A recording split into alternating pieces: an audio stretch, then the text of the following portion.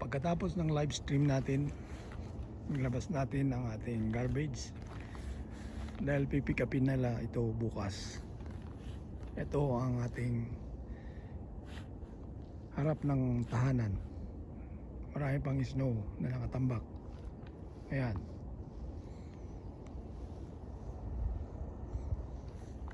Kagabi kasi nag-snow pa ng 5 centimeters. Kaya dumami ulit ang nakatambak. Ayan.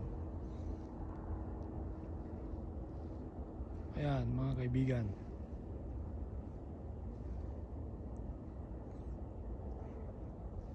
Dito sa harap ng ating bahay. Paganoon tayo ng konti. Ito po ang street namin. Dito sa Toronto, Canada.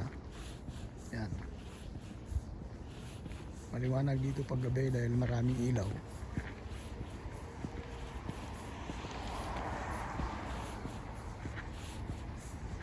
Yan. Maganda rin maglakad. Kaya lang malamig dahil -10 ang temperature ngayon. Yan. Puro snow ang makikita sa gilid-gilid ng mga street.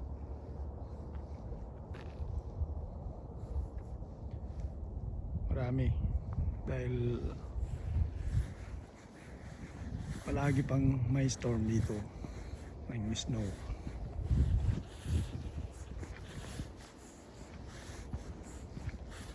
Kagabi lang may storm ulit.